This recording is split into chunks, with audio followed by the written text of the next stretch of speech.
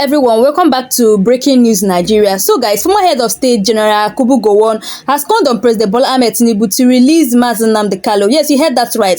Gowon himself has joined the growing number of voices calling for peace and reconciliation in this country. Now, according to him, he said the act of clemency will be a powerful gesture of goodwill and a true commitment to national healing. Let us integrate the Igbos fully into the affairs of Nigeria. Let us ensure they have equal opportunities, equal rights, and equal representation. Let us work together to rebuild trust, foster understanding, and promote unity. These are his words. So that's what Gowon said, calling for the release of Mazi Nnamdi Kanu. But before I allow you guys to listen to this powerful interview from Professor Charles, trust me, he dropped serious bombshell. Like, this man really spoke fat in this video. Now, you guys have seen what is going on. You guys heard that Mazi Nnamdi Kanu is in court today. And not only that, he said he's going to defend himself, that all his lawyers should withdraw, that only him will defend him. Nigerians are in shock about this particular statement that Mazi Nnamdi Kanu made. Anyway, guys, let me allow you guys to watch this video and listen to what Professor Charles have to say, and I'm going to be right back. Of his intervention, it looks like, are you one of those who had expected him to speak before now? Well, we had expected him to speak before now, especially since the famous statement or discourse of the former military president, General Ibrahim Babangida, when he told a vast group of audience that January 15, 1962 wasn't an Igbo coup, as it had hitherto been believed by Nigerians, that the coup was masterminded by Igbo military officers. And we thank God that the IBB came out and said it wasn't an Igbo coup. It was a coup by progressive and young military officers who wanted better deal for Nigeria. Of course, we understand that part of the intention was to restore Chief Obafemi Awolowo as the Prime Minister of Nigeria, but the propagandists turned it upside down and accused the Igbos of masterminding the coup. So after that, I had expected that other major actors would have come up to talk. And so it's somehow belated, but it's better than nothing. We thank God that it's coming at this time, because what actually happened at that time has continued to happen. It came at the time the whole world has condemned the continued incarceration of Nnamdi Kanu. And so I want to commend General Gowon for coming out, for being courageous enough to talk to Nigerians. That it's time that we reconcile and unify Nigeria and heal the wound of the civil war, which devastated the Igbo land. All right, so, but the statements from him, did it categorically apologize for any role he played? From your reading of it, because many people might read it differently, did he categorically apologize for any role he must have played? Or was he really just, he was just keeping it plain? Let Nigeria be one and let's reconcile. Well, we know that major role he played, first is that he was the head of state. He attended the Aburi conference with General Odumegwu then. They agreed to have a government that's similar to a kind of confederation arrangement. Of course, when they came back to Nigeria, the colonialists who didn't want progress of Nigeria advised him otherwise. And so he changed. He reneged from the Aburi Accord. And that, with a number of things, it was followed by splitting Nigeria into 12 states. And eventually, it led to a civil war. There was a high level of genocide of the Igbos in different parts of the country. He couldn't condemn that. He couldn't do anything. And even when the war was declared, is against the rule of war to use hunger as a weapon. But starvation was allowed to be deployed during Nigeria-Biafra Civil War. And so in all that, there was land blockade, sea and air blockade against Biafrans. So, but Biafrans managed to withstand the war. Of course, the federal government had estimated that within 2 weeks, they would have wiped out Biafrans. But as luck will have it, the war lasted for 30 solid months of impressive records from the Biafrans, the people that were land, sea, and air blockade. They couldn't import anything.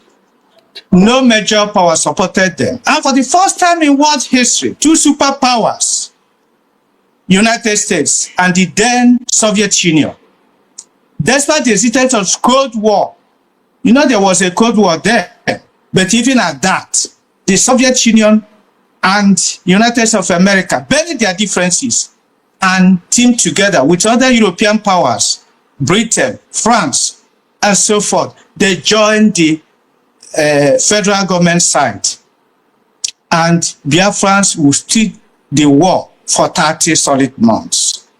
And so after the war, we had expected the brilliant performance of Biafrans would have encouraged the federal government to harness the impressive and unprecedented technology they displayed. You know that during the war, with the land, sea, and air blockade, Nigerian soldiers had no alternative than to rely on themselves. They started producing, they produced armor vehicles, they produced most of the ammunition they used to defend themselves.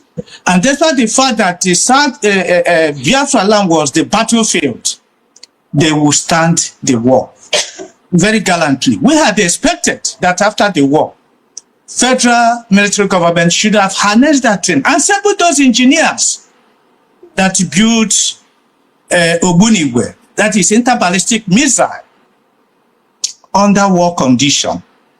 They didn't do that because Biafrans are Igbos. So you see today, Nigeria has been rudderless. You don't know the direction we are moving. You see that the Nigeria, even before the Civil War, Eastern region was rated as the fastest growing economy in the world. I think 9.2%. Now, today, after many years after the war, Nigeria cannot come anywhere among the leading economies in the world. But a part of Nigeria, Eastern region, was rated as the fastest growing economy in the world. Now, today, because of the failure of the federal government to harness the ingenuity and creativity of Biafrans, Nigeria has been there. And since then, that part of the country has witnessed continued marginalization, exclusion, deprivation, and the near intimidation. So you see, if you look at it politically, no Igbo man has been allowed to be president of this country since after the war. The nearest was 1979, when His Excellency Dr. Alex Ekwueme was elected the vice president of this country. And you can see that he performed. He was the pillar of that administration, Shagari administration. He performed extensively well. And by December 31st, 1983, there was another military coup. We had it on good authority that military coup was done to prevent an Igbo man from succeeding Shagari. Now, politically again, you find out that we have, till today, we have 6 zones in the country. it is expected that each zone should produce one of the first 6 positions. And these positions include the presidency as number 1, vice president as number 2, Senate president number 3, Speaker of the House of Representatives number 4, Chief Justice of the Federation, and then Secretary to the Government of the Federation. We are not having any of these. So that is a marginalization. 2, I'm talking of political marginalization. 2, other zones, the other 5 zones, each has not less than 6 states. Northwest has 7, but Southeast has only 5. Now, if you go to the National Assembly, each state, other zone, Southwest has 18 senators, North Central has 18 senators, Northeast has 18 senators, South has 18 senators, Northwest 21 senators, Southeast has 15 senators. That is minority. You go to number of local governments. Kanu has 44 local governments. Jigawa was carved after Kanu. It has 33. If you put 2 of them, 77. Add Kaduna, the 3 states have more local government than the entire Southeast put together. And you know that today, allocation from federation account goes direct to the local government. So you see, Kano will be getting 44 shares, Jigawa 33. You can now check the states in the Southeast. How many will they get? So this is extent of, even today, ministerial, you talk of grade A ministries. How many does Southeast have? Southeast has Ministry of Works. That's the only substantive. And then on the certificate forgery issue, Southeast are the only 2, but and right now is 1. The others are Minister of State and so forth. So you see that politically Southeast is marginalized. Now talk of institutions. How many federal institutions do you have in the Southeast? The University of Nigeria and Nsukka was built by Eastern Region. Apart from Futo Owerri, Federal University of Technology Owerri, you see that Nnamdi Azikiwe was developed by former Anambra State government, and eventually federal government came in. You talk of agriculture. Yes, it was also built, the Umudike, it was built by former Eastern government and now taken over federal government. But we thank federal government for that. But to talk of, Kaduna alone has over 27 federal institutions. State. The entire Southeast, you can count. How many do we have? And other things. Now you come to projects. Where are the federal projects in the Southeast? You see that under General Buhari administration, Nigeria took $22.7 billion loan for railway project. That railway, the Southeast was excluded from that project. Yet the Southeast will be part of repayment. Rather, federal government used that money to provide railway to Nigeria, extended to Nigeria, instead of accommodating Southeast. You now go Southeast, look at the ports around us. Southeast has no major port, and yet Southeast zone is the greatest importer.